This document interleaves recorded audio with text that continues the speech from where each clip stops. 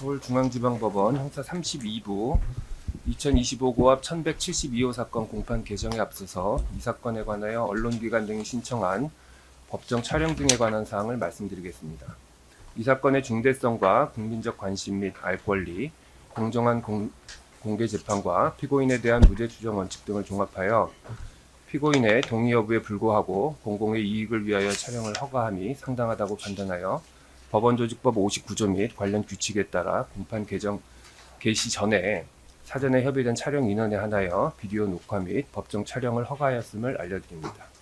이에 따라 피고인이 입정하게 되면 공판 개시 전에 잠시 언론사에 녹화 및 촬영을 위한 시간을 부여하도록 하겠습니다.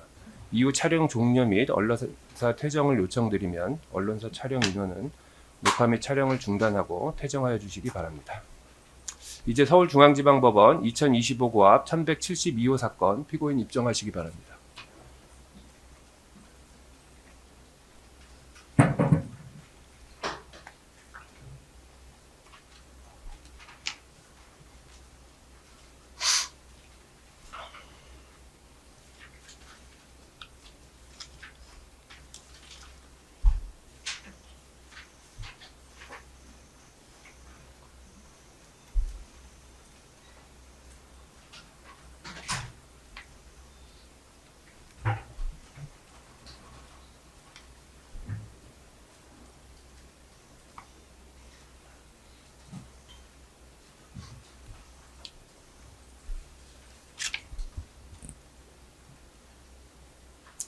이제 필요한 촬영은 다 마치셨나요? 이제 곧 그러면 공판을 개시할 테니까요. 언론사 촬영 관계자분들은 녹화하고 촬영 중단하고 최종 준비해 주시죠.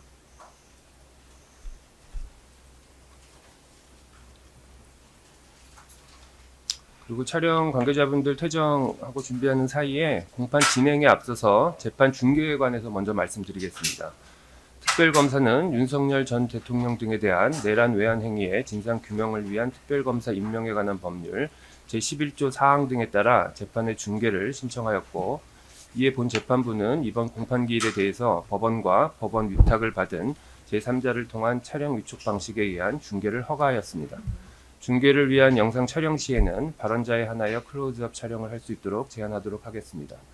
그리고 또 같은 특검법 11조 5항에 따라서 이 사건 재판의 심리 전부를 속기하고 녹음하도록 하겠습니다. 자, 그러면 2025 고압 1172호 내란 중요 임무 종사 등에 관한 사건의 공판을 진행하도록 하겠습니다. 피고인 잠시 일어서실까요? 우선 지난 공판 준비기일에서 국민 참여 재판은 희망하지 않으시는 걸로 의견 주셨는데 그건 뭐 변화 없으신 거죠? 그리고 이 재판 받으시면서 진술 거부권 있으시기 때문에 진술 전체나 일부를 거부하시더라도 본인한테 아무런 불이익이 없으세요. 본인한테 유리한 부분 적극 진술하시고, 대신 법정에서 진술하시는 내용은 그대로 본인 유죄 증거로 사용되는 진술이기 때문에 옆에 변호인들 도움 받으셔서 본인한테 유리한 부분 최대한 진술하시면 되겠습니다. 인적 사항 좀 확인합니다. 생년월일 어떻게 되시죠? 1965년 5월 15일입니다. 예. 직업은 어떻게 되세요? 바로 직전에 변호사였습니다. 예. 사시는 곳 주소지 좀 말씀해 주실까요?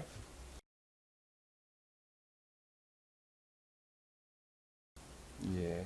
동호수는 지금 이게 중계되고 있으니까 그 부분은 제가 공소장으로 확인하겠습니다. 등록 기준지는 어디세요? 본적이요.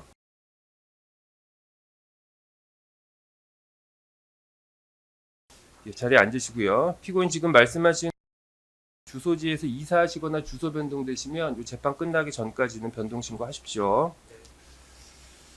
자, 그렇게 하고. 자, 그러면 검사님 요 공소 사실 요지 좀 말씀해 주실까요? 피고인 이상민의 내란 중요 임무 종사 등 사건의 공소 요지를 설명드리겠습니다. PPT를 통해서 설명드리겠습니다. 저는 특별검사부 이윤재입니다.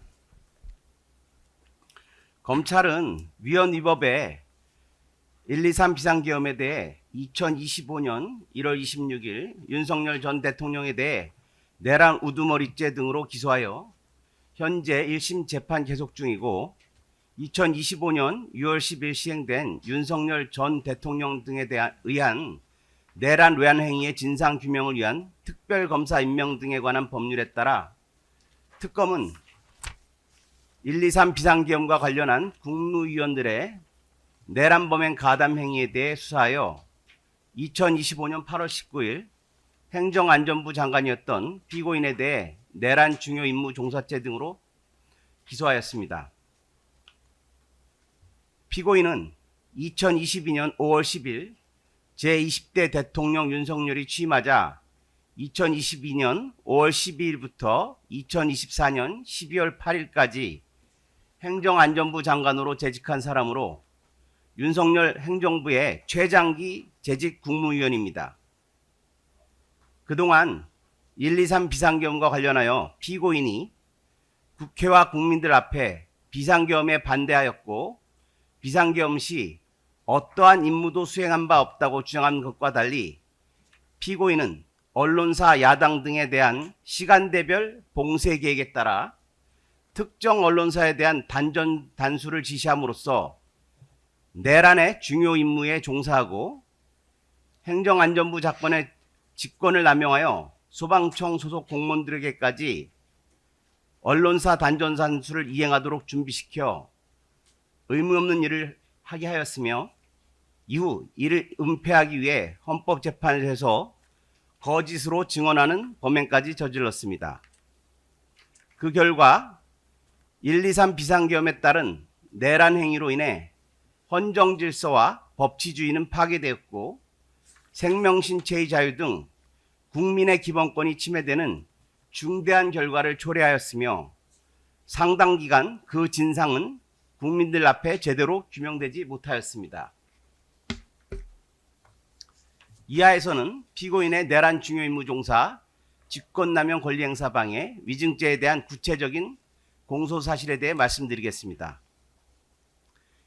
이 사건 내란 범죄의 주요 행위는 크게 특수전사령부 및 수도사령부 병력, 경찰 기동대 등 군대와 경찰을 동원하여 국회를 봉쇄하고 국회의원들의 계엄 해제 의결 방해를 시도한 국회 폭동, 방첩사령부 및 국가수사본부를 동원하여 정치인, 전직 대법원장 등 주요 요인을 체포하려 한 체포조 운용, 정보사령부, 특수전사령부, 방첩사령부 등을 동원하여 선거관리위원회의 서버를 탈취하고 직원들에 대한 체포를 시도한 선관위 폭동, 그리고 경찰, 소방대원 등을 동원하여 당시 정권의 비판적인 언론사 및 야당 당사 등에 대한 봉쇄를 시도한 것 등이 있습니다. 특히 피고인이 가담한 언론사 등에 대한 봉쇄 시도의 경우 행정안전부 장관인 피고인과 행정안전부 외청인 경찰청장에게 국회, 야당 당사, 언론사에 대한 시간대별 봉쇄 계획이 기재된 문건을 교부함으로써 지시가 이루어졌습니다. 피고인은 윤석열 전 대통령으로부터 정부의 비판적인 MBC, JTBC, 한겨레, 경향신문, 김어준의 뉴스공장 등 언론사에 대한 단전단수 지시를 받아 소방청장에게 이를 전달하여 단전다수 조치 준비를 시키고도 이러한 사실이 없다고 윤석열 전 대통령에 대한 헌법재판소 탄핵심판에서 거짓말을 하는 등 직권남용과 위증의 범행을 하였습니다. 이하에서는 피고인의 내란 중요 임무 종사 부분부터 보다 상세히 설명해 드리겠습니다. 예, 다음으로 피고인 이상민의 지위 및 윤석열과 피고인의 관계에 대해 말씀드리겠습니다.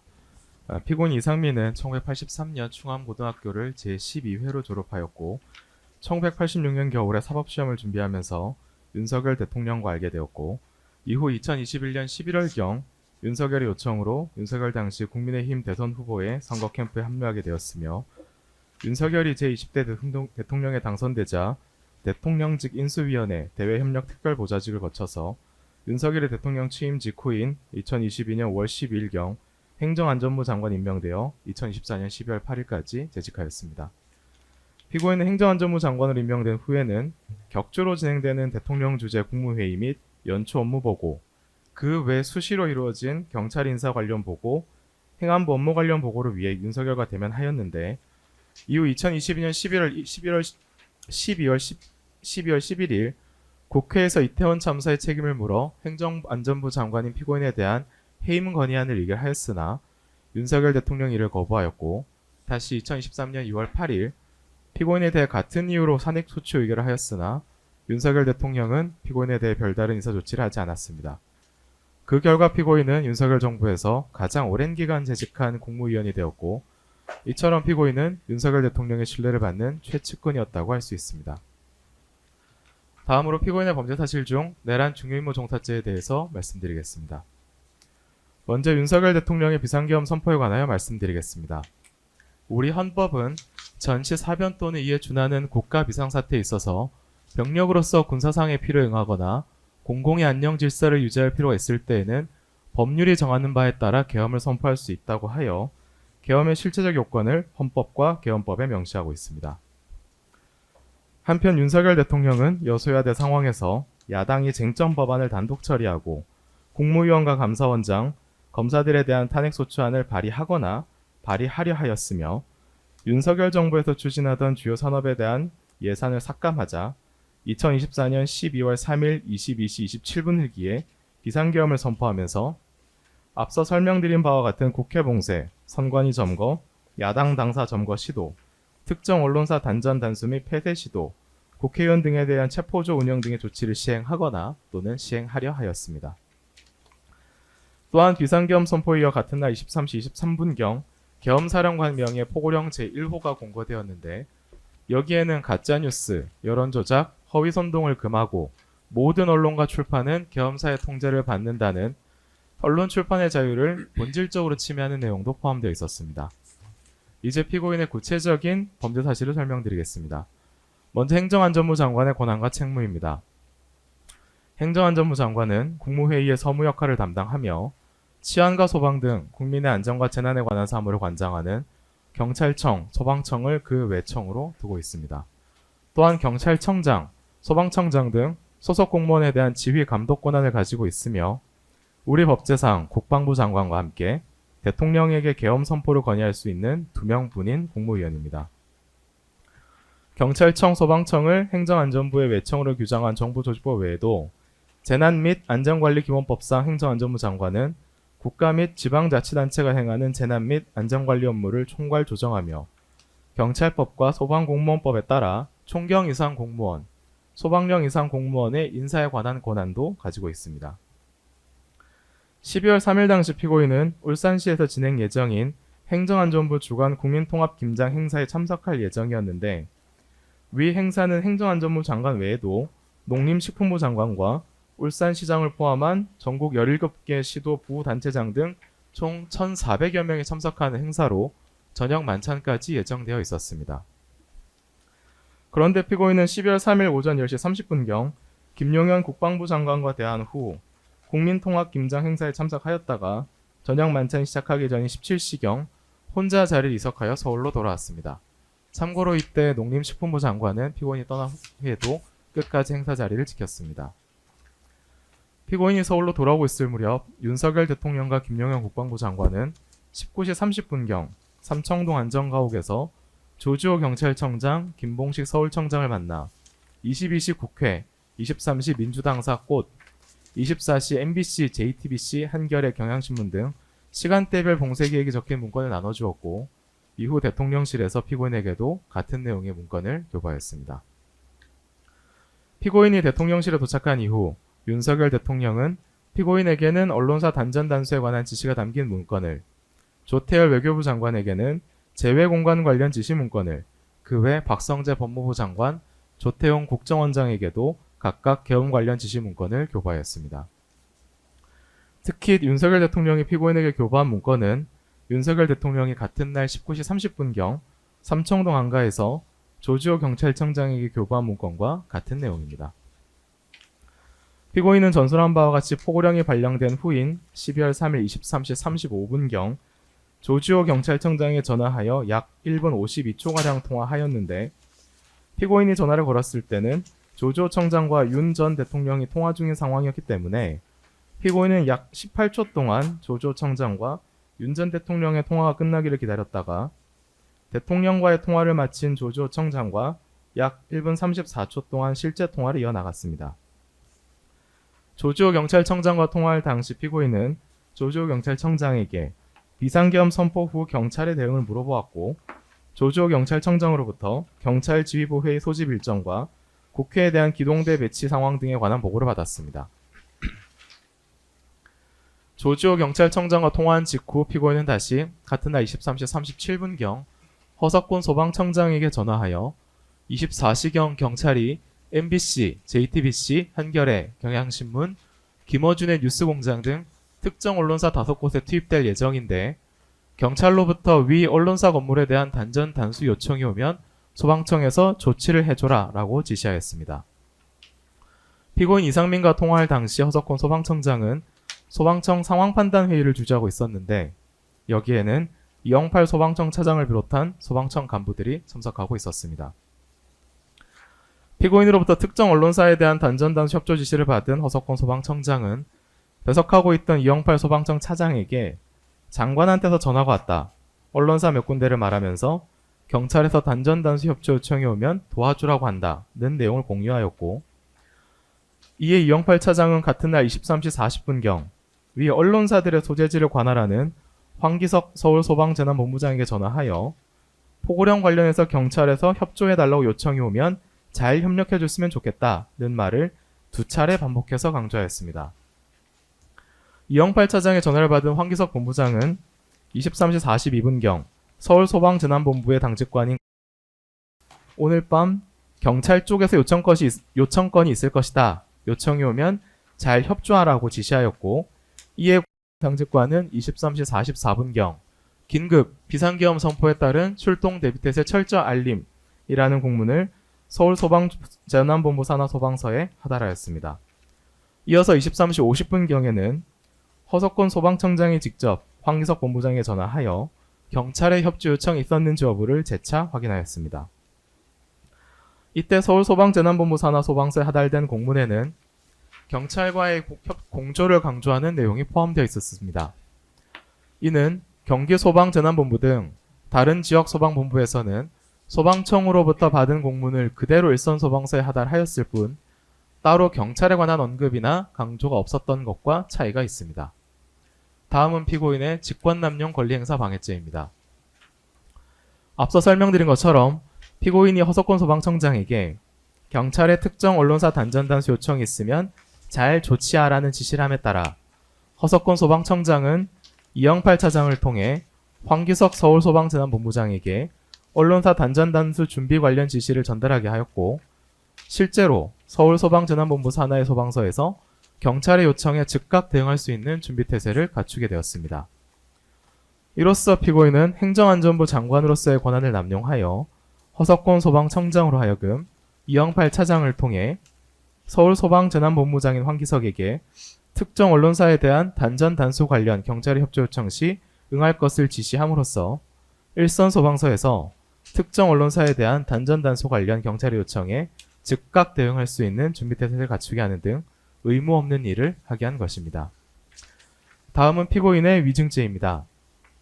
피고인은 2025년 2월 11일 헌법재판소에 윤석열 대통령에 대한 탄핵심판 당시 증인으로 출석하여 대통령으로부터 비상계엄 당시 단전단수 관련한 지시를 받거나 이에 관한 문건을 받은 적이 없다.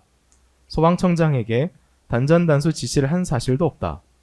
다른 국무위원들이 비상계엄 관련한 문건을 받는 것도 보지 못하였다. 라고 각각 진술하였습니다. 그러나 피고인은 윤석열로부터 특정 언론사에 대한 단전단수 지시 및 이에 대한 문건을 받고 소방청장에게 그와 같은 지시를 하였으며 다른 국무위원들이 계엄 관련 임무지시 문건을 받는 장면도 목격하였습니다. 이로써 피고인은 비상계엄의 실체를 규명하고 책임 소재를 밝히기 위한 헌법재판소의 탄핵심판 절차에서 자신의 기억에 반하는 허위의 사실을 증언하여 위증한 것입니다. 이처럼 피고인은 12.3 비상계엄 당시 내란의 중요 임무에 종사하고 행정안전부 장관의 직권을 남용하여 소방청장 등으로 하여금 의무 없는 일을 하게 하였으며 내란 범죄의 진실을 밝히기 위한 탄핵심판 과정에서도 위증하였습니다. 이상으로 피고인 이상민의 내란 중요임무 종사 등 사건에 대한 모두 진술을 마치겠습니다. 감사합니다. 예. 이 분수 사실에 대한 의견은 변호인 측 어떠신가요? 네. 모두 진술하고 한꺼번에 같이. 예, 같이 다 해주시죠.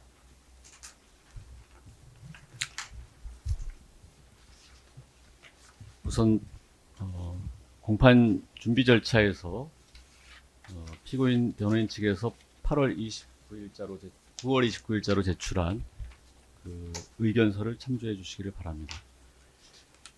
피고인은 이 사건 공소 사실을 모두 부인합니다. 먼저 내란 중요 임무 종사의 점에 관하여 말씀드리겠습니다. 피고인은 비상계엄을 사전 모의한 사실이 없습니다. 이 점은 특검도 인정하는 것으로 보여집니다. 피고인은 계엄 선포 전후로 국회나 선관위, 언론사 통제 등과 관련한 이야기를 들은 사실이 전혀 없습니다. 피고인은 사건 당일 울산에서 열린 국민통합 김장 행사에 송미령 농림식품부 장관과 함께 참석하였다가 갑작스레 서울에 올라와 당일 저녁 8시 36분경 대통령 집무실에 다른 국무위원이 있는 자리에서 대통령으로부터 비상계엄 선포개혁을 처음 들었습니다. 피고인은 당시 상황에서 비상계엄 선포는 정무적으로 매우 큰 부담이 되고 국민들로부터 동의를 받을 수 없다는 취지에서 반대 의사를 명백히 하였습니다. 외교부 장관을 비롯한 국무위원들 그 밖에 대통령 비서실장, 홍보수석 등도 대통령을 만류하였으나 결과적으로 비상계엄 선포를 막지 못하였습니다.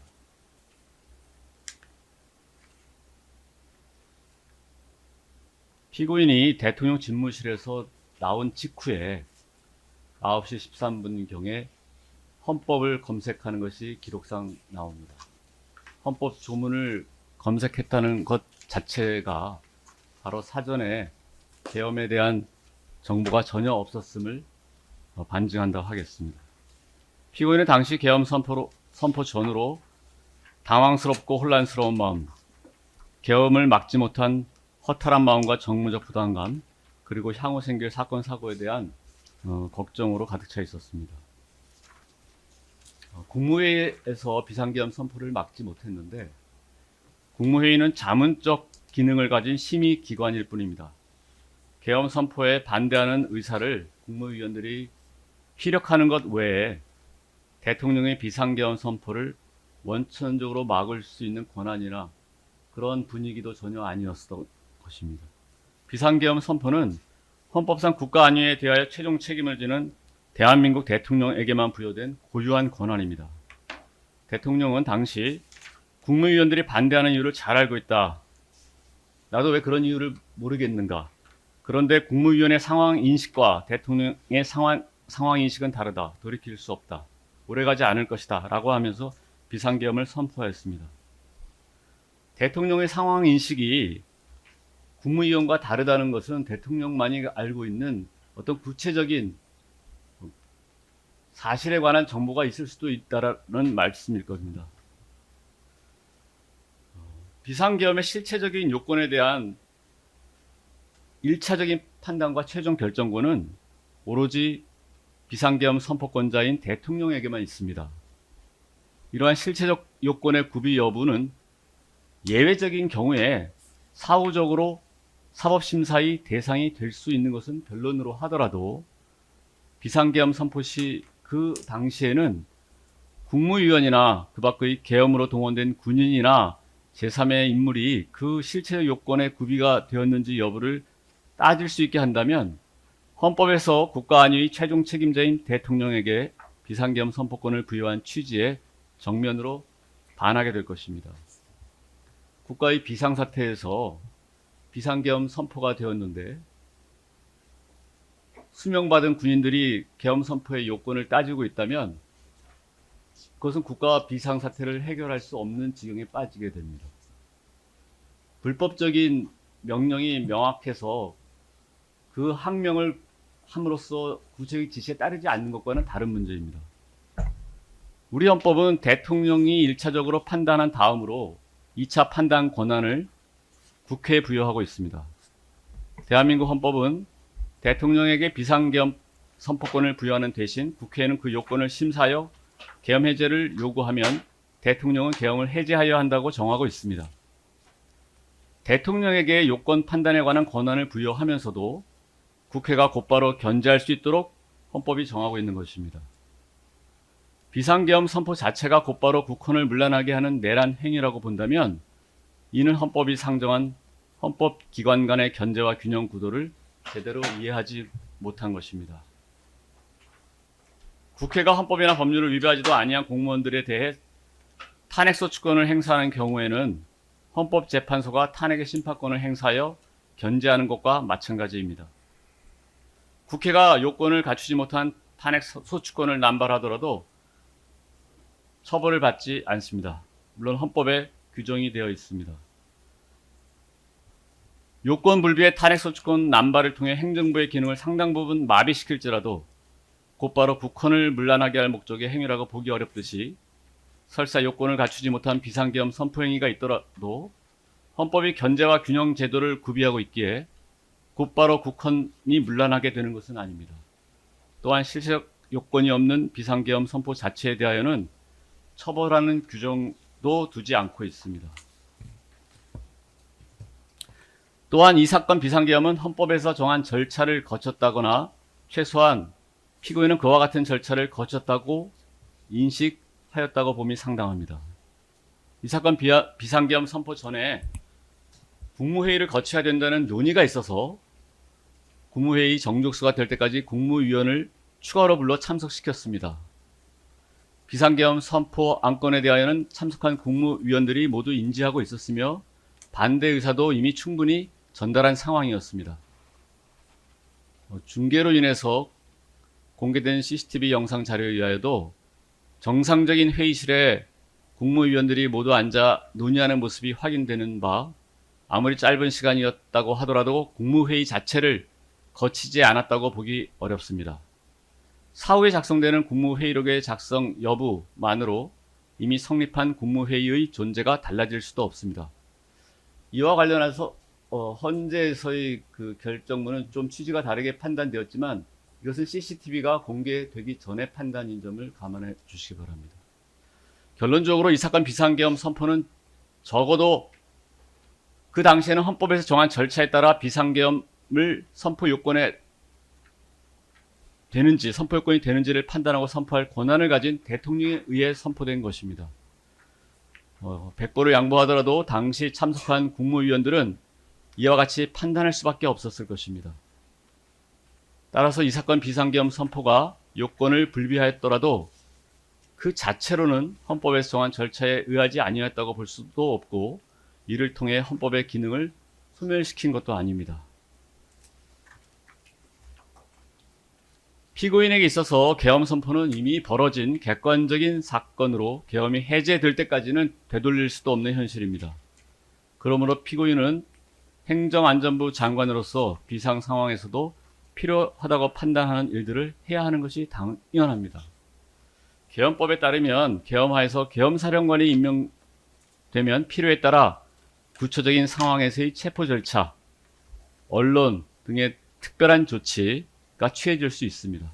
즉, 일단 비상계엄이 선포되어서 해제될 때까지는 계엄사령관이 임명된 상태에서 국민의 기본권과 언론의 자유가 제한될 수 있는 것입니다. 국민의 생명과 안전이 평시보다는 위험에 처할 수 있는 상황에서 재난안전에 관한 주무장관인 피고인이 아무것도 하지 않고 계엄 해제를 기다리고만 있을 수는 없는 것입니다. 피고인은 선포 계획을 듣자마자 곧바로 세종에 있던 비서실장과 소통하여 서울로 올라오라고 한 다음 간부 회의를 소집해 놓았고 정부 서울청사 집무실로 돌아오자마자 간부 회의를 시작하기 전에 경찰청장, 소방청장에게 전화를 걸어 당시 상황을 파악하려 하였던 것입니다. 피고인은 경찰청장과 먼저 통화했는데 경찰청장은 때마침 걸려온 대통령의 전화를 받고 이에 대한 후속 조치를 하느라 피고인과는 제대로 통화를 하지 못하였습니다. 피고인은 곧바로 소방청장에게도 전화를 걸었습니다. 피고인이 대통령 집무실에 있을 때 대통령 앞에 여러 문건들이 펼쳐져 있었고 이 사건에서 문제되고 있는 소방청 관련 문건을 보았습니다. 거기에 기재되어 있는 일이 곧 벌어질 수도 있다고 피고인은 생각할 수밖에 없습니다. 이 때문에 이와 관련된 내용을 소방청장에게 물어보면서 이를 전해줄 수밖에 없었습니다. 통화한 내용 역시 피고인이 계엄에 동조하고 국헌을 문란하게 하기 위해 특정 언론사에 대한 단전단수를 하라 이렇게 지시한 것이 아닙니다. 피고인은 만에 하나 특정 언론사에 대한 단전단수와 관련하여 그 문건에 기재된 상황이 벌어졌을 경우 누군가의 지시가 있을 경우라도 먼저 안전에 유의하라는 취지를 전하였던 것이고 그 과정에서 필요하다면 경찰과 협력하라고 했던 것입니다. 피고인은 이태원 사고를 경험하였습니다. 이태원 사고와 같은 수많은 인명피해 사고를 경험한 피고인 입장에서는 이미 알게 혹시라도 벌어질 수도 있는 시민의 안전과 관련된 상황이기에 걱정이 앞설 수밖에 없었습니다. 또한 피고인 혼자만 알고 이를 도외시할 수도 없었습니다.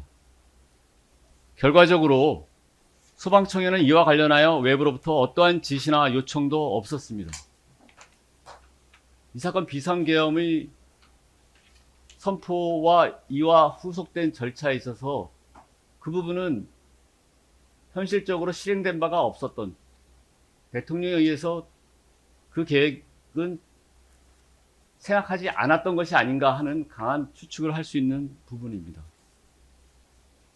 결국 계엄 선포 과정에서 국민의 안전과 직접 관련된 사정을 알게 되자 이러한 사정을 관계기관장에 전달하면서 만약의 경우라도 시민 안전을 강구할 수 있도록 한 것이 곧바로 비상계엄 선포에 동의하거나 국헌을 문란하게 할 목적을 가지고 폭동을 일으켜 내란의 중요한 임무를 수행하였다고 볼 수 없습니다. 만약 비상계엄을 계획한 경우에 중요 임무를 피고인에게 맡기려고 하였다면, 중요 임무를 맡기고 거기에 종사시키려고 하였다면 당연히 사전에 모의하고 구체적인 계획을 설명하고 논의해야 하는 것이 마땅한 것 아니겠습니까? 더군다나 비상계엄이 선포되면 계엄사령관의 지휘하에 놓이게 됩니다. 모든 행정기관의 장은 계엄사령관의 지휘 감독에 따라야 됩니다. 행안부 장관의 역할과 임무는 사실상 없어집니다. 중요 임무를 부여할 수도 없는 것입니다. 비상계엄에 반대했던 그 분위기에서 대통령이 문건을 전달하고 거기에 따른 지시를 한다는 것 자체가 정황상 전혀 맞지 않습니다. 비상계엄에 반대했던 피고인이 갑작스레 국헌을 문란하게 할 폭동을 일으켜서 내란에 가담하겠다는 마음을 먹을 어떠한 이유도 없는 것입니다.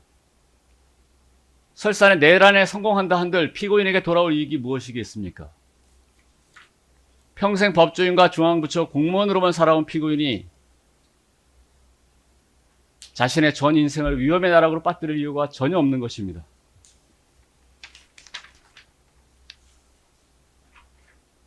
결국 이 사건에서 내란죄가 성립하려면 피고인이 비상계엄에 대한 인식 이외에 별도로 비상계엄을 주도한 자들의 국헌문란 목적을 함께 가지고 폭동에 가담해야 할 것입니다. 피고인이 경찰청장에게 전화를 건 시점은 객관적으로도 국회의원의 국회 출입이 허용되었습니다. 전화를 걸었던 그 시점에는 군인이 국회의 모습을 드러내기도 한참 전의 시점입니다. 피고인이 공동가공의 의사를 형성하지도 아니한 이상 피고인의 행위 이후 벌어진 상황 전개, 피고인이 전혀 알 수 없는 것입니다. 또 피고인이 직접 경험한 부분이 아닌 비슷한 시간대에 다른 사람에 의해서 진행되고 있던 사실들은 피고인이 전지전능한 사람이 아니기 때문에 알 수가 없습니다. 이를 모두 혼합하고 합하여서 또 시간을 소급해서 피고인의 죄책을 물을 수는 없는 것입니다. 직권남용 위증의 점에 대해서도 말씀드리겠습니다. 직권남용 부분은 피고인이 단전단수를 지시한 것도 아닙니다. 우선 직권을 남용한 것이 아닙니다. 또 행정안전부 장관은 경찰청과 소방청을 소속청으로 두고 있을 뿐이지 구체적인 업무 지시를 하는 권한 자체가 없습니다. 또 경찰청에 대해서는 경찰국이 행안부에 포섭이 돼서 인사권을 행사하는 데 관여할 수 있지만 소방청에 대해서는 인사권도 없습니다. 소방청과 경찰청의 중요 정책에 대해서 관여할 수 있고 관련 입법에 관여할 수 있는 것이지 구체적인 소방청의 행위에 대해서 행정안전부 장관이 지휘할 수 없는 것입니다. 일반적인 직무 권한이 없습니다. 직권남용죄가 성립할 수 없는 것입니다. 위증 부분의 점에 대해서 말씀드리겠습니다.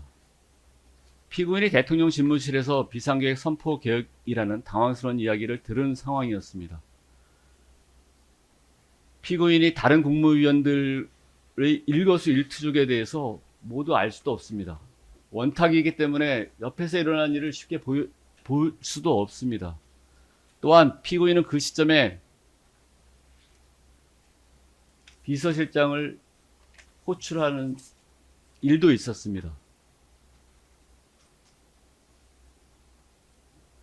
향후에 객관적인 반증 등으로 이 부분 범죄 사실 역시 증명이 없다는 점을 밝혀나가겠습니다.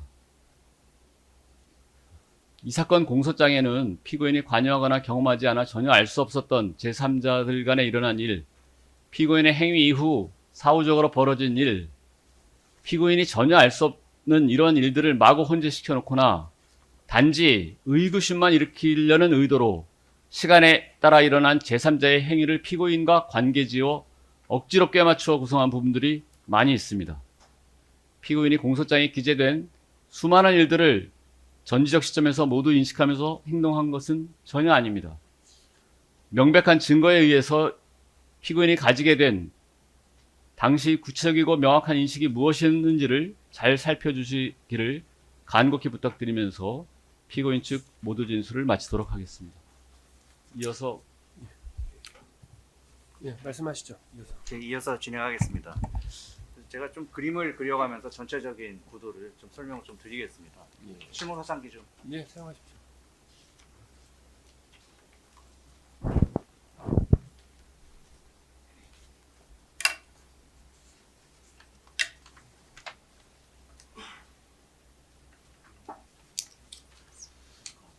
조금 더 작게.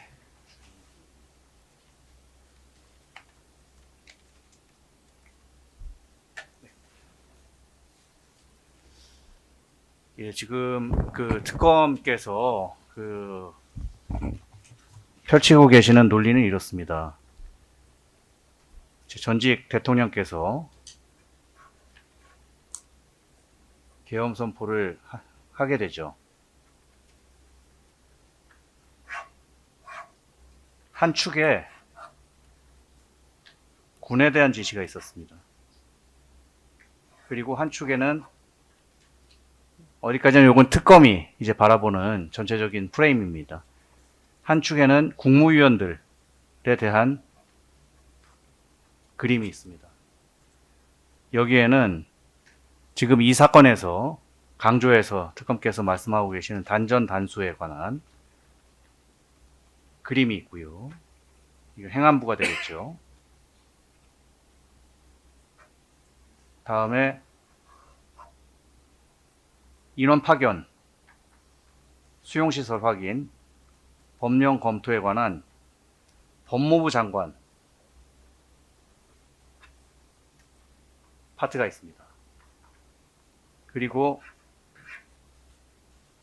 외교 공관, 재외 공관이죠. 점검에 관한 외교부에 대한 파트가 있습니다. 국무총리는요, 방조로 기소를 했습니다. 자, 그런데 지금 다 보셔서 아시겠지만 군에 대한 부분은 논란의 여지는 없을 수도 있습니다.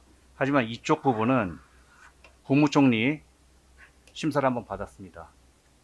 약간 부정적인 그런 의견을 듣게 되셨죠. 특검 쪽에서.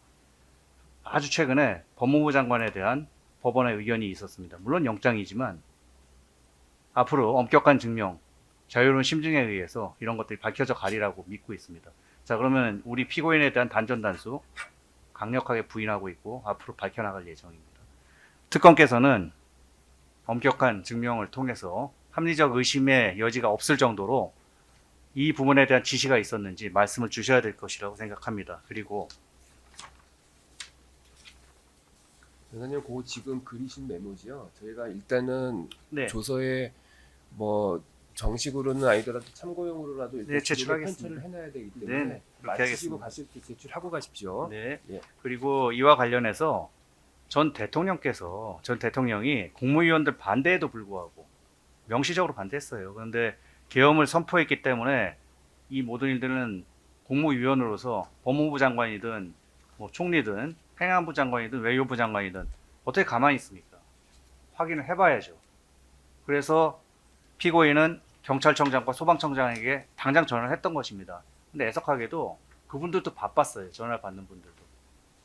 그래서 통화가 제대로 안 되거나 대화가 없는 시간이 계속 이어지거나 그리고 무슨 얘기를 했는지 서로 기억을 잘 못하고 있는 겁니다. 소방청장의 그 허석훈 소방청장이 전화를 했다고 하고 나서도 그 앞으로 이제 신선한 그런 진술을 들으시겠지만 제대로 기억하고 있는지 확실하지가 않습니다.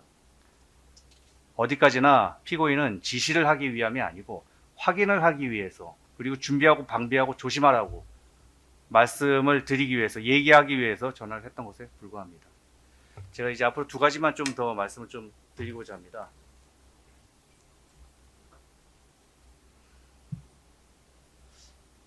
이 사건에서 특별검사가 집중하고 있는 주요 사실은 단전 단수 지시를 하였는지 여부입니다. 적정한 재판 심리와 심리에 대한 믿음을 가지고 있으면서도 우리 변호인들 그리고 피고인과 변호인은 깊은 고민과 상심에 빠져 있습니다. 특검이 피고인에 대해 구속영장을 청구하기 전에 이루어진 언론 보도 행태 때문에 그렇습니다. 피고인에 대한 1차 경찰 피의자 조사는 작년입니다. 2024년 12월 16일에 이루어졌습니다. 그 후로 7개월 이상 시간이 지난 2025년 7월 3일 느닷없이 어떤 언론사에서 단독 보도를 합니다. 이상민 자택에서 거액의 현금 다발이 나왔다. 내란 특검이라고 보면 명시가 되어 있습니다. 조사 착수했다. 그 후로 언론사들이 줄지어서 이 허위 사실들을 보도하고 밈으로 막 퍼져나갔습니다. 이 보도에 대해 재판부에 말씀을 올리는 이유는 이 보도에 단전 단수 조치가 언급되어 있기 때문이에요. 도대체 무슨 연관이 있는지 모르겠는데 현금 다발, 단전 단수를 함께 보도하면서 공직자였던 피고인에 대해 나쁜 이미지를 심어주고 단전 단수에 대한 옳지 않은 프레임을 만들어버린 겁니다. 이런 행태는 검사들 사이에서 이미 오래되고 관행화된 수사 기법으로 알려져 있습니다. 재판부에 말씀 올립니다. 이들 보도는 모두 완전한 허위입니다. 그리고 이 재판을 통해 밝혀지겠지만 피고인은 단전 단수 지시를 하지 않았습니다. 이 부분에 대해 명백히 부인하고 있습니다. 현금 다발과 관련한 조사가 진행된 적이 있는지 그 경위를 파악한 바가 있는지에 대해서 좀 특검 측에 의견을 밝혀주십사 요청을 드리는 바입니다. 조금 잠깐 일어서서 말씀드리겠습니다. 지관장님.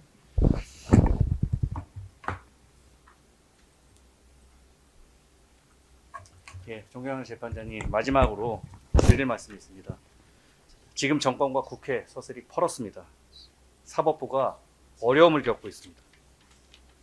그래도 이 법정에서는 증거 조사 과정에 자기 부재 금지의 원칙, 전문 증거, 증거 능력 배제의 법칙이 엄격하게 적용이 되고 법관의 자유로운 심증이 살아있는 진실의 장이 되면 좋겠다는 말씀을 올리겠습니다. 마치겠습니다. 예.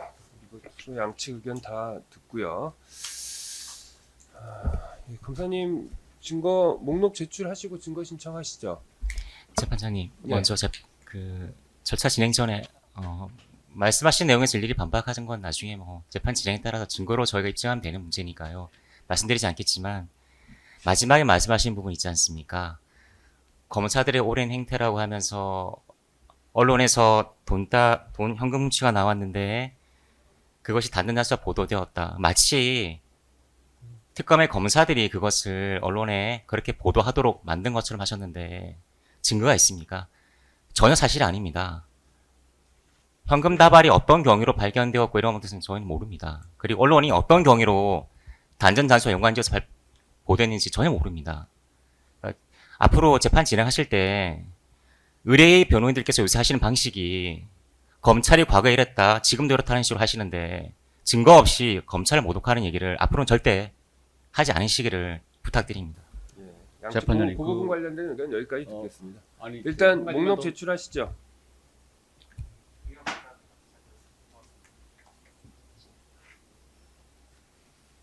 현금 다발 부분은 말씀입니다.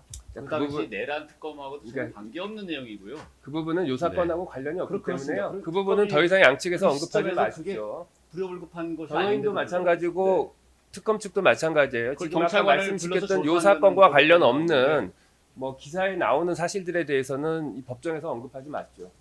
그 부분이 뭐 피고인한테 불리한 부분이라고 해서 언급하신 부분 지금 모두에 말씀하신 부분까지만 제가 듣고요. 그 이후에는 이 사건과 관련 없는 부분에 대해서는 법정에서 진술하지 마십시오. 예, 재판장님 뜻에 따르도록 하겠습니다. 그리고 예. 특검에게도 감사의 말씀드리겠습니다.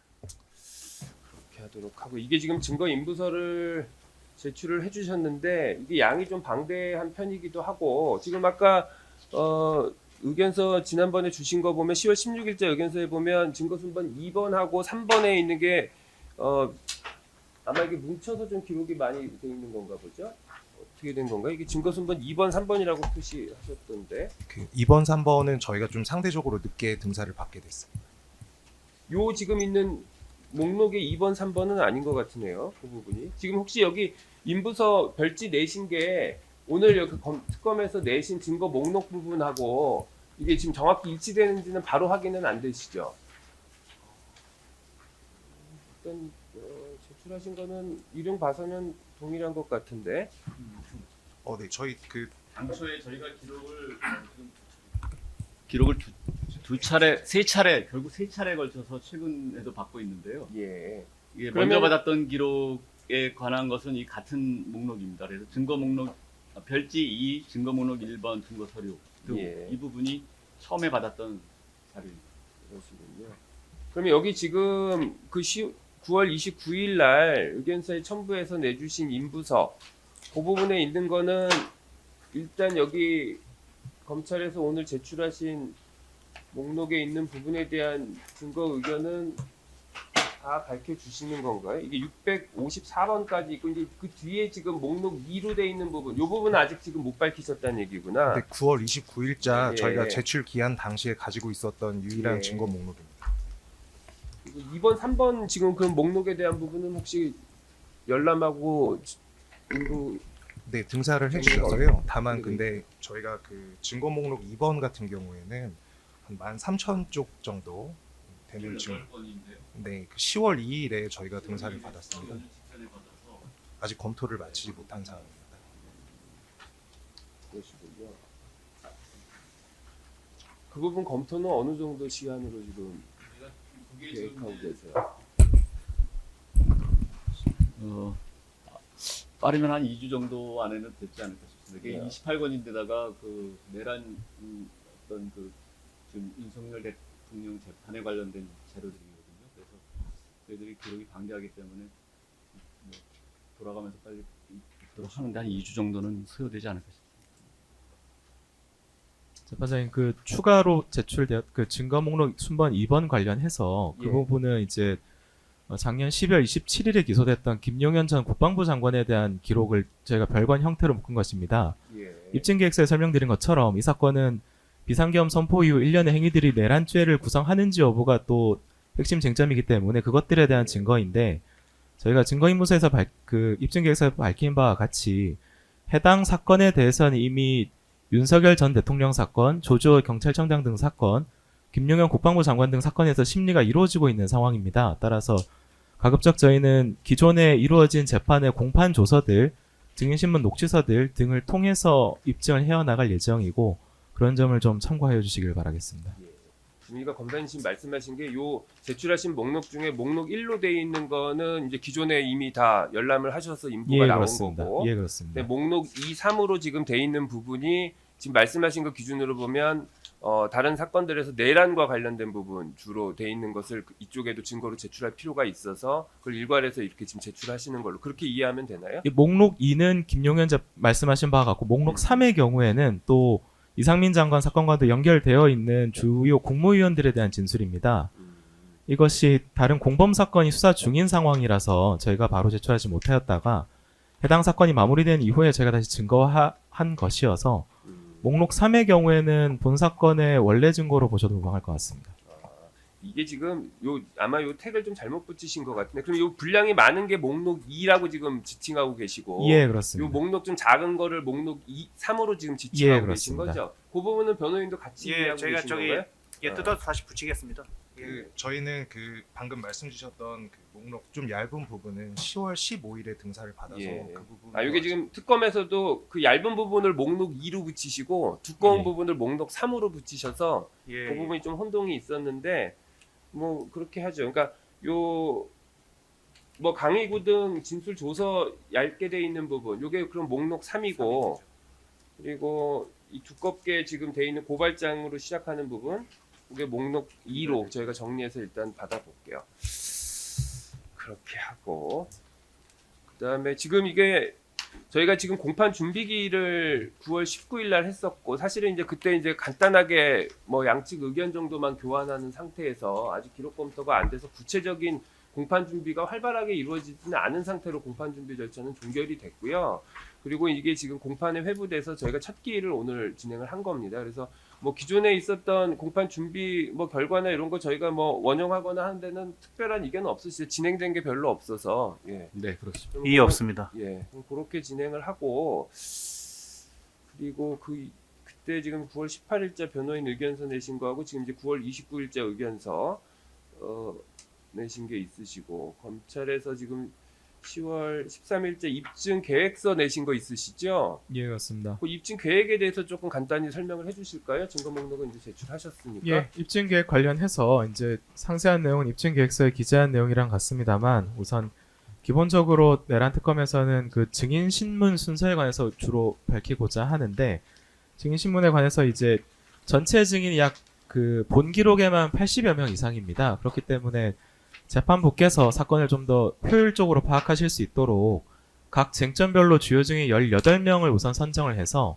그 18명에 대해서 1차적으로 증인 신문을 진행하고 심리 경과나 아니면 다른 사건들의 어떤 심리 진행 상황 등에 따라서 2차적인 증인을 더 선정을 하도록 하겠습니다. 그리고 또 의견서에 밝힌 것처럼 먼저 증인 신문 순서는 소방청, 경찰청, 국무위원 등 행안부 등 순서로 진행을 하되 다만 이제 국무위원들에 대한 증인 신문에 앞서서는 CCTV에 대한 증거 조사를 먼저 선행하기를 희망하고 있습니다. 예. 나머지 말씀하시죠. 부분은 입증 계획서에 상세히 설명드린 바와 같습니다. 이 입증 계획서는 변호인 측도 다 검토하셨죠? 네, 받았는데 저희들은 이견이 있습니다. 예. 의견 말씀하세요. 우선 내란 다른 재판부에서 진행하고 있는 그 두 건 수사 기록 관련된 그 부분에 대한 입증은 뭐 좀 뒤로 미루더라도 저희는 공소사실의 그 시간 순서대로 일단은 하기를 희망하는데요. 그 이유는 지금 현재 그 소방청장과 소방청 차장에 대해서는 특검이 지금 피의자로 삼아서 수사를 진행 중이면서 기소 여부를 결정하지 않고 있습니다. 이 법정에 나오더라도 수사 중인 그 자신들이 피의 사실에 대한 것이라고 하면서 증언을 거부할 가능성이 아주 높고요. 또 저희가 보기에는 이렇게 경찰청장을 먼저 할 지금 그 신병 때문에 먼저 해야 될 필요성도 있는데 굳이 소방총장부터 하겠다라는 그러한 것이 과연 이 사건에서는 좀 적절하지 않다고 생각합니다. 그래서 이런 부분을 한 가지 말씀드리고요. 또 그 다음에 이제 CCTV를 또 언젠가는 저희가 법정에서 이제 검증을 해야 될 텐데 관련해서도 사전에 먼저 원본을 저희들이 제출받아서 그 중에 어떤 부분이 중요한 부분인지 이 부분에 대한 의견도 함께 가지고서 그 절차가 진행되었으면 합니다. 그리고 저희 쪽에서는 10월 16일자로 의견서를 제출했으니 그 부분을 좀 상세히 참조해 주셨으면 예. 합니다. 네. 이 CCTV는 증거 순번으로는 몇 번이에요? 지금 CCTV는 비밀 기록으로 분류가 되어 있어서 예. 그 부분이 어떤가요? 근데 지금 다른 재판에서 CCTV가 이미 다 재생이 돼서 공개됐던 CCTV를 제출함에 있어서는 비밀 해제 절차가 필요한데 예. 그 건별로 이제 해제 절차를 허가를 받아야 됩니다. 예. 그 절차 지금 진행 중에 있고 조만간에 예. 허가를 받아서 제출하면서 변호인들께서도 열람할 수 있도록 조치를 취할 예정입니다. 그러시군요. 예, 그건 재판장님, 이렇게 진행하면 되겠네. 네, CCTV가 열람만 지금 말씀하셨는데 복사까지 조금 부탁을 좀 드렸으면. 복사는 어려운가요? 왜 어떤가요? 그것은 저희가 결정할 수 있는 문제가 아니라 비밀 해제를 해주는 곳과 같이 그래요? 상의를 해야 되는 부분이어서 지금 다른 그렇게 하겠습니다. 법정에서는 그걸 비밀 해제를 어디까지 범위로 했어요? 그럼? 재판정 내에서 공개하는 것만 허가된 것으로 알고 있고 예. 따로 그 등사까지는 안 된 것으로 알고 있습니다. 저 재판장님, 그 형사소송 절차와 관련해서 좀 드리고 싶은 말씀은 예. 이 법정에서의 그 시청이나 방청을 그쪽에서는 제한할 수 없는 걸로 알고 있습니다. 그 비밀을 해제를 했으면은 비밀 해제에 어떤 조건을 달거나 할 수는 없고요. 해제가 된 상태이기 때문에 재판장님의 명에 의해서 열람이나 복사는 그 범위 안에서 가능한 것이 형사소송 절차라고 저는 알고 있습니다. 일단 그 부분은 한번 고려를 해보셔야 될 것 같은데, 왜냐면 이 CCTV 영상을 이게 지금 이게 아마 한 두세 시간 걸쳐서 있는 영상 같은데 그걸 저희가 이 법정에서 다 틀어보기는 물리적으로 불가능하거든요. 그렇습니다. 제가 그러니까 기억하는 바로는 예. 전체 영상은 31시간 정도로 알고 있고 예. 관련된 증거로 저희들이 제출할 수 있는 부분들은 거의 2시간 정도 내외인 것으로 일단 짐작이 되는데 그래서 변호인께서 말씀하신 부분까지 해서 저희가 증거로 제출할 수 있는지를 확인한 다음 제출하면서 예. 열람 부분에 대해서는 재판장님과 변호인과 같이 협의해서 결정하도록 그러세요. 하겠습니다. 근데 일단은 지금 변호인 측에서 요구하는 거는 그러니까 열람만 해가지고는 사실은 이제 공판 준비하는데 조금 어려움이 있기 때문에 어차피 공개가 돼서 열람이 가능한 거라고 하면 가급적이면 복사를 해주고 그래서 피고인 측에서도 그 부분을 본인들이 조금 세밀하게 검토를 해서 변호인단에서 그 관련된 부분 본인들이 좀 유리한 부분 특정해서 여기서 증거조사 할 수 있는 부분을 미리 특정하고 그래서 그 부분을 또 역시 검사님들 제시하시는 거에 맞춰서 같이 이제 공방을 하고 싶으신 것 같은데 그 부분은 필요한 부분인 건 맞거든요. 네, 말씀 취지는 저도 다 이해를 하겠는데 예. 다만 이게 국가의 보안사의 문제 때문에 비밀로 정해진 것을 특정 사인이 그거를 사본에서 가질 수 있는지 이거는 조금 법률상 검토가 필요한 부분이고 그와 관련해서 비밀 해제를 허가하는 것과도 의견을 들어야 되는 문제여서 여기서 당장 가능하다 아니다를 일단 그 결정하기 부분은 어려울 것 같습니다. 일단 아까 말씀드린 것처럼 가급적이면 하여간 뭐 열람하고 복사도 가능한지 여부를 좀 적극적으로 한번 알아봐 주시고요. 그거 나중에 의견 주시면 그거에 네, 맞춰서 그렇게 하고 하겠습니다. 변호인 측에서도 만약에 그 부분이 뭐 하여간 어떤 사유로든지 간에 복사가 불가능하고 열람만 된다고 하면 대신 열람 시간을 좀 충분히 가지시고 열람 장소나 이런 부분에 대한 확보만 좀 협조를 잘 받으시면 네네. 뭐 어느 정도 충분히 준비하실 수 있으니까 그 부분은 좀 양해를 해주세요. 그렇게 해서 예, 좀 진행하면서 그건 좀 살펴볼게요.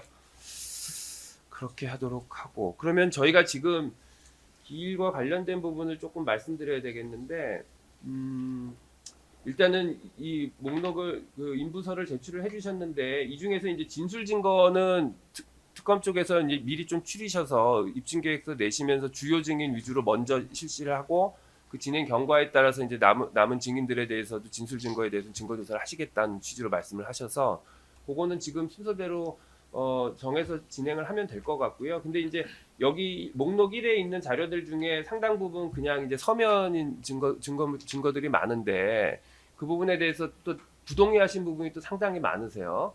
그래서 그 부분을 좀 어떻게 처리해야 될지 그거를 좀 논의를 해야 될 것 같은데 이게 지금 이제 목록이 좀 많고 그래서 이거를 공판정에서 다 일일이 그 부분에 대해서 좀 제시하거나 의견을- 하시지 않으시도록 저기 변호인들은 공문서나 이런 것들에 대해서는 정말 파격적으로 다 동의를 할 생각입니다. 예. 예. 그 다만 부분은 진- 그러면 차차 예, 정리하실 생각이신 그렇게 건가요? 할 생각입니다. 그러면은 이 지금 목록 2에 대한 그러니까 그 목록 3에 대한 부분 혹시 인부는 언제까지 가능하세요? 재판장님 목록 3은 1000페이지를 정도 되는 자료인 걸로 알고 있는데 예. 한 일주일 안에. 네, 일주일 일주일 안에 안에? 인부할 수 있도록 하겠습니다. 저희가 15일 날짜로 가죠. 네, 예. 10월 15일 날 등사를 받은 자료입니다. 그럼 목록 2는 어떠세요? 추석 직전, 연휴 직전에 가죠. 그거는 혹시 인부가 언제까지 가요? 또 아까 말씀드린 것 같은 한 2주 안에. 예. 2주 그냥 합쳐서 2주 안에 저희들 의견을 정리하도록 하겠습니다. 그러면은 지금 10월 말까지 정도 되면 11월 초까지는 하여간 11월 첫째 주까지는 제출이 가능하시겠네요. 그죠? 네. 그럼 요거 요렇게 진행하겠습니다. 저희가 일단은 특검 측에서 입증 계획서 먼저 내셨고 당장 일단 저희가 착수할 수 있는 증거 조사는 요 우선적으로 신청하시겠다고 했던 증인들에 대한 신문은 다음 기회부터 바로 가능할 것 같고 다만 이제 이 증언 순서와 관련된 이게 지금 그룹핑을 특검에서 해오신 게 그 소방청 관계자들, 그 다음에 이제 경찰청 관계자들, 그 다음에 그 국무위원 관련된 부분, 그 다음에 이제 그 당일날 피고인 행적과 관련된 주무관이나 수행 비서들이나 보좌관들의 비서실장에 대한 부분, 이렇게 지금 크게 네 덩이를 나누셨거든요. 근데 지금 이제 특검 측에서 희망하시기는 일단 직접적으로 그 지시를 받았던 소방청 쪽 관련자들을 먼저 소환해서 증인신문하고 싶으시다는 의견이셨고, 변호인 측에서는 일단 그 시간 순서대로 행적을 먼저 조금 하고, 왜냐면 피고인이 어떤 배경에서 그와 같은 지시를 했는지가 먼저 드러나야 피고인의 별로 그 방어권이 충분히 보장될 수 있다는 취지의 의견을 주셨어요. 그래서 그 부분은 뭐 양측 의견이 다 지금 일리가 있으시긴 한데 어쨌거나 지금 요 네 덩이 네 그룹에 대한 증인 신문은 우선적으로 먼저 다 진행을 할 거고요. 예. 그 부분에 대한 순서 관련해서는 일단 1차적으로 저희가 다음 길 예상하기는 이제 곧 말씀드리겠지만 10월 24일 날 금요일 날 진행하려고 하거든요. 그러면 이제 시간이 좀 그렇게 많지 않기 때문에 우선은 그 당일 행적과 관련된 부분을 조금 먼저 진행을 하고 그리고 나서 그 다음 길 증인신문 계획이나 이런 것들도 또 차차 좀 논의를 해보면 어떨까 싶은데 양측 의견은 어떠세요? 일단 특검 측 의견은 어떠세요? 예, 기본적으로는 최종적으로는 재판장님의 소송지에 따르는 것이지만 다만 저희로서는 그 변호인들께서도 주장하시기로 결국은 이 소방청장에게 대해서 지시를 통화는 사실 인정하지만 그 통화가 단전 단수에 대한 통화가 아니었다라는 것이고 그에 반해서 소방청 관계자들은 단전 단수를 이시로 이해하고 준비를 한 것이라서 그 부분이 사건에 대한 가장 핵심이 되는 부분이기 때문에 가장 핵심적인 부분부터 먼저 밝히는 것이 심리 전체적인 진행에 있어서 가장 효율적일 것으로 판단이 되어서 저희가 이렇게 입증기를 짠 것이고 그리고 또 입증 책임은 검찰에게 있는 것이라 가급적이면은 저희의 어떤 입증 계획을 존중하여 주실 것을 좀 요청드리는 바입니다.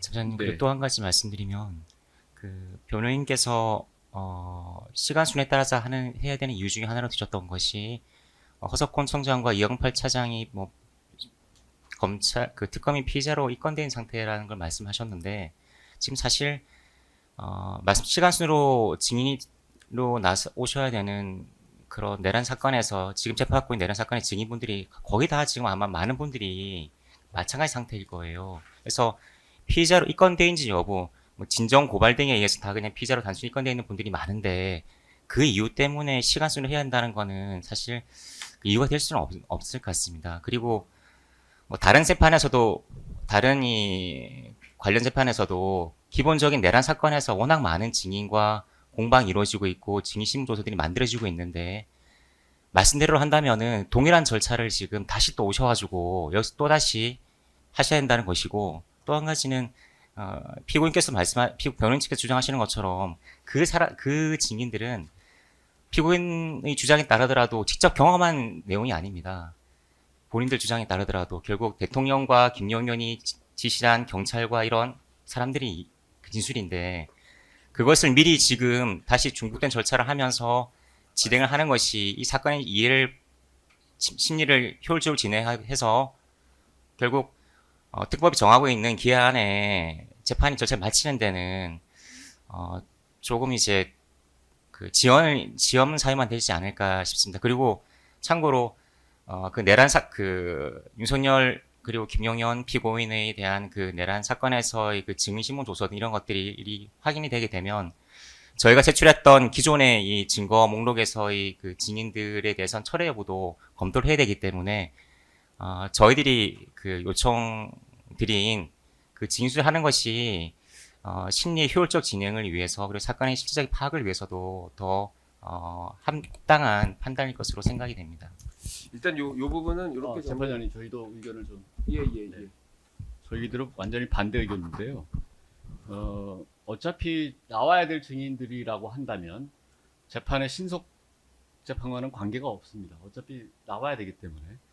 그런데 그 경찰청장과 소방청장과의 통화가 좀 문제되고 있는데 그 통화할 당시에 피고인이 어떠한 상황 인식을 했느냐, 어떤 상황 인식을 바탕으로 어떤 의사와 목적을 가지고 전화를 했느냐, 이런 부분은 되게 그 전제가 되는 사실이어서 경찰청장, 소방청장이 나오기 전에 피고인이 과연 비상계엄 선포 계획을 사전에 알았는지 몰랐는지 또 관련해서도 지금 비서실장, 비서관 또 피고인이 그 당시에 그 외부의 상황에 대해서 어떻게 인지하고 있었는지 이런 부분들을 지금 망라적으로 공소장에 기재하고 있는데 다들 직접 증인들입니다. 뭐 저희 그 수행 비서관이라든가 경찰국장은 회의 중에 와서 국회의원이 출입하고 있다라고 이제 보고를 한 장본인이거든요. 뭐 이런 여러 그 직접 증인들이 있기 때문에 전체적인 상황에 대한 것이 어느 정도는 그 좀 저희가 기록을 본 정도 수준 가까이는 오셔야 이들에 대한 증인 신문에서도 그 정확한 어떤 사실관계 파악에 도움이 될 거라 생각합니다. 예. 네, 그리고 잠시만요. 예. 일단은 양측에서 지금 의견 주신 게 약간 이제 그 특검 측에서 말씀하신 거는 아마 전체 내란 자체에 대한 증거 그리고 지금 2권, 3권에 있는 부분하고 그다음에 지금 요건 공소 사실에 직접 관련된 부분에 대한 증인 신문이나 증거 조사하고 그 부분을 약간 섞어서 말씀하신 걸로 저는 이해를 했고요. 그래서 이제 그 재판부 입장에서도 사실은 내란과 관련된 부분 그리고 이 공소 사실의 기준으로 보더라도 피고인이 내란을 그 공모하고 그 예비하고 하는 과정에서 피고인이 가담했다는 부분은 공소장에도 나오는 얘기가 아니에요. 일단은 그 당일에 대해서 이제 이렇게 지시를 받고 뭐 이런 일을 했다는 취지로 지금 이제 기소가 돼 있는 거기 때문에 내란과 관련된 부분은 뭐 특검 측에서도 예전에도 이미 의견서에서 밝혔지만 그건 약간 뒤로 미뤄서 저희가 좀 분리해서 나중에 한꺼번에 몰아서 뭐 기존의 다른 재판에서 진행됐던 증인신문 조서라든지 이렇게 좀 저희가 일단 증거로 직접적으로 쓸 수 있는 부분 위주로 먼저 좀 증거 조사를 해서 정리를 하고 그리고 나서 혹시 피고인이 추가적으로 더 필요하신 부분이 있으시면 그 부분에 한해서 좀 제한적으로 저희가 증거 조사를 할 계획이고요. 지금 일단 저희가 이번 당장 다음 주부터 재판 진행하는 거는 피고인이 했던 행위와 관련된 부분 그리고 12월 3일 날 그 행적과 관련된 부분에 있어서 일단 집중해서 먼저 심리를 진행을 할 예정입니다. 그리고 최종적으로는 지금 당장 12월 그러니까 다음 24일 날 그 증인신문 할 것과 관련해서는 일단 재판부도 공소장을 보고 좀 검토를 해본 결과로는 일단 당일 행적과 관련된 부분을 조금 먼저 확인을 하고 그걸 기준으로 시간 관계 그러니까 피고인이 그 당시 행적이나 시간적인 행동했던 내용들을 쭉 정리를 먼저 한 다음에 그리고 나서 소방청장이나 경찰청장하고 확인하고 지시했던 내용을 확인하는 게 맞을 것 같습니다. 그래서 일단은 10월 24일 날에는 으로 신청하신 그 3명에 대한 증인신문을 먼저 우선적으로 할까 싶습니다. 그래서 뭐 그거에 대해서 뭐 특별한 이견이 있으신 건 아니시죠? 변호인 측은 존중하겠습니다. 네. 그렇게 하고 근데 이 3분을 지금 보면 특검 측에서 주신문을 다 각 40분씩 예정을 하셨던데 그렇게 되면 반대 신문은 혹시 어느 정도 예상하시나요? 그러면 그거는 그날 당일 3명을 다 소환해서 증인신문 할 수 있을 것 같습니다. 그러니까 오전에 1명 정도 하고 오후에 2명 하고 그렇게 하면 되겠죠? 그렇게 하면은 혹시 어느 분 먼저 소환하시길 희망하세요? 오전에 하시길 희망하시는 분. 그건 특검 측에서 희망하시는 분 먼저 하죠. 예, 기본적으로는 각 파트별로 순번으로 기재한 것이 그 저희가 희망하는 그러시군요. 순서입니다. 그러면은 10월 24일 금요일 하고 오전에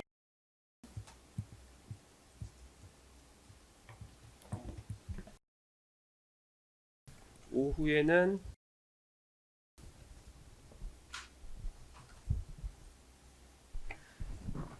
이렇게 소환해서 하고요. 예, 저희 재판장님 혹시 예. 그 사전에 우리 특검 측에서 그 신문 사항을 조금 알려주실 예정이신지 좀 여쭙고 싶습니다. 어떠세요? 신문사항 근데 알려주시나요?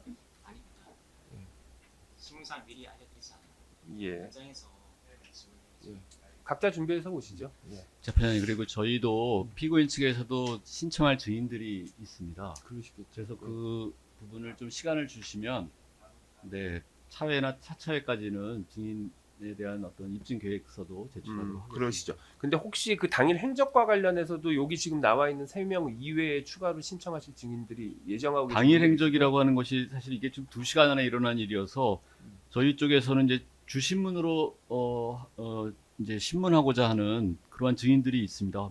뭐 지금 뭐 반대 신문을 통해서도 좀 물어볼 수 있지만 경찰국장 뭐 이런 경찰비서관, 소방정책관 이런 그런 분들이- 사람들은 이제 네. 직접 지시와 관련되고 실제 그게 뭐 그 이후에 있었던 일이고 그 저희가 다음 주에 예정돼 있는 거는 그 국무회의든 하여간 그 지금 그 집무실로 가시기 전까지 그날 오전부터 그 대통령실 가기 전까지의 그 행적이 지금 주로 관련된 사람들이죠. 요 3분은. 운전비서관 같은 경우에는 지금 피고인이 그 대통령실에서 정부 서울청사로 오는 중에 둘이 있었기 때문에 직접 그 차 안에서의 어떤 상황이라던가 상당히 중요하거든요. 특검이 지금 큰 그림을 그리고 있는 것은 외부 상황을 다 쉽게 파악하고 있었다. 뭐 이런 전제지만 피고인은 계엄을 선포하는 그 현장에 있었기 때문에 사실은 외부 상황보다는 걱정이 더 많았고 무엇을 해야 될지에 대한 고민을 더 많이 할 상황이었기 때문에 그 운전비서관이 이라고 있습니다. 예, 이분은 서울역에서 용산 갈 때까지도 그 운전 기사가 운전을 하고 있었습니다. 그리고 또 혹시 뭐 관련자가 있어요? 신청하시고 싶은 증인들. 그 당일 행적과 관련된 부분. 그러니까 오전부터 뭐 하여간 이 집무실 가고 또 내지는 이제 그 집무실에서 나오셔서 이동하실 때 그 행적과 관련돼서 직접 관련된 증인이 또 누가 있으세요? 집무실에서는 당연히 거기 그 자리에 그러니까 있었던 그런 분들 빼고. 빼고요. 예, 예. 운전하신 김장에서- 분 빼고는 없으신가요? 그러면 경찰국장은 그 회의 시점에 근데 그런 부분은 좀 제외해 놓고. 네네. 그리고는 없으신가요? 그러면 가능하시면 그러니까 변호인 측에서도 증인 신청을 바로 하시죠. 네, 알겠습니다. 요 지금 운전원에 대해서 증인 신청하시고 요 부분은 근데 어차피 이동 중에 들은 얘기나 이동 중에 본인이 경험한 사실이니까 되게 상당히 짧을 것 같거든요. 네. 이분도 그러면 그날 오후에 같이 소환해서 행적은 묶어서 하루에 다 하시면 어떠세요? 네, 좋습니다. 그럼 요 에 대한 증인 신청서도 바로 제출하시고요.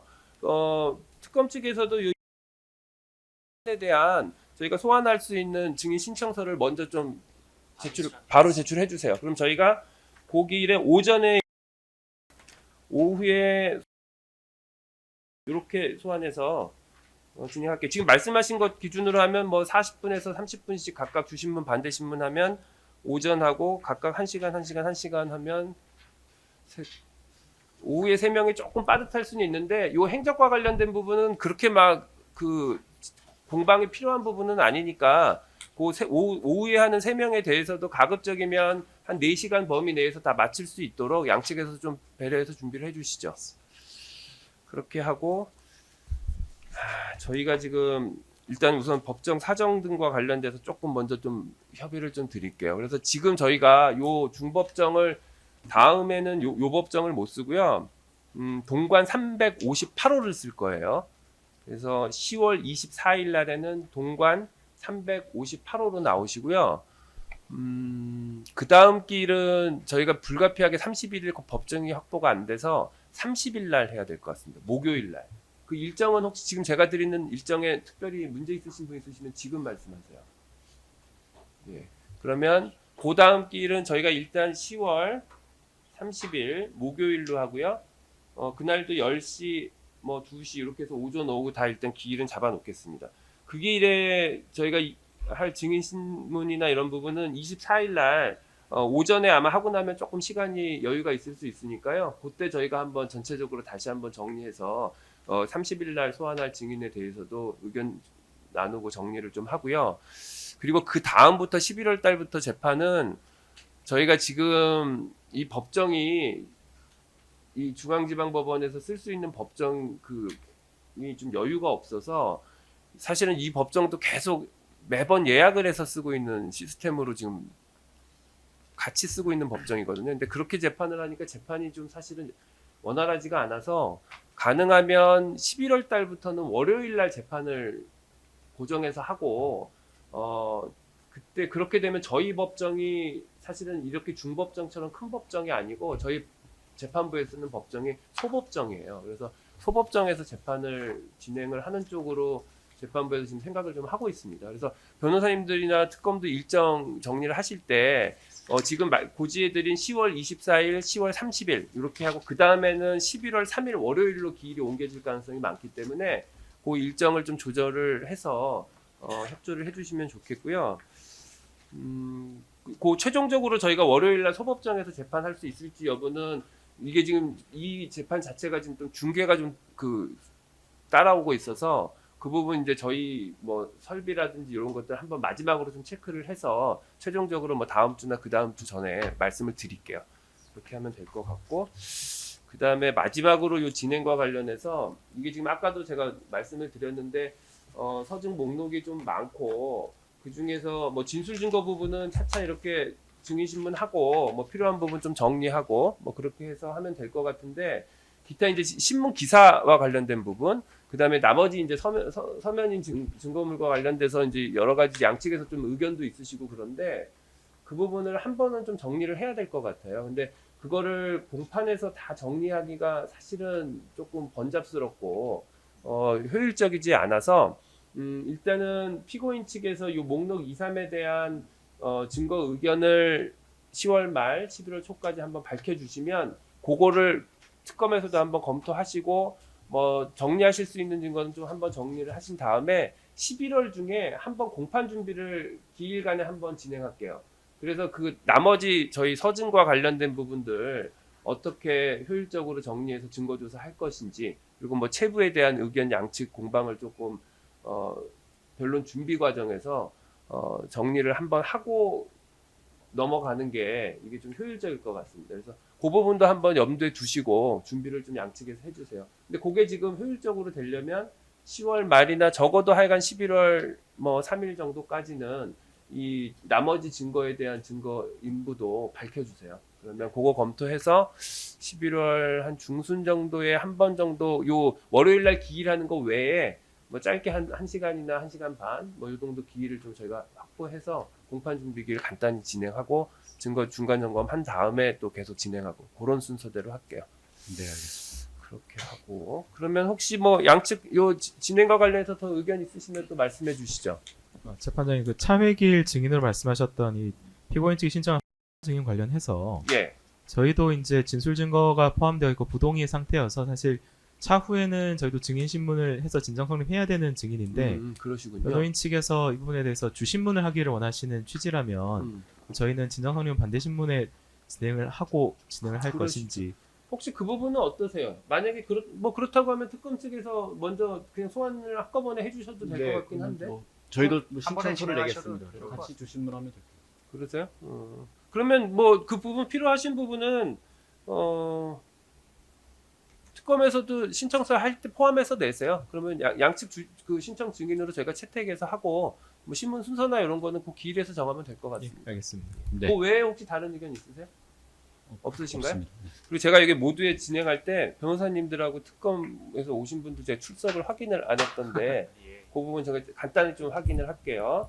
특검에서 오신 분들 그 이윤재 특검보님하고 검사님은 지난번 공판 기일에 오셨던 국원 이환우, 문재웅, 김태환 검사님 이외에 혹시 두 분 또 말씀하시죠? 예, 정기훈 검사 출석했습니다. 정기훈 검사님 그리고 김태환 검사님. 예, 지난번이랑 동일하게 김태환 검사 출석했습니다. 이윤재 특검보님, 국원 이환우, 문재용, 김태환, 정기훈 검사님 이렇게 지금 오신 거죠? 예.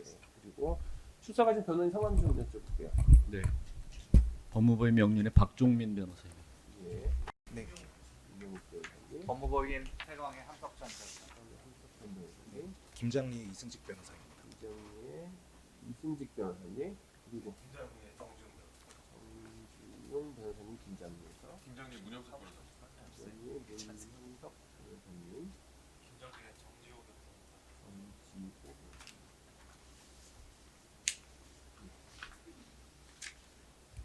그러면 오늘 뭐 진행할 건 다 됐죠? 빼먹은 건 없죠? 예. 그럼 오늘 재판 마치고요. 아까 말씀드린 대로 10월 24일 오전 10시부터 재판 시작하고요. 법정은 고지해드린 대로 동관 358호에서 뵙겠습니다. 양측 다 오늘이나 늦어도 월요일까지는 증인 신청서 제출하십시오. 예, 재판 마치겠습니다. 수고하셨습니다.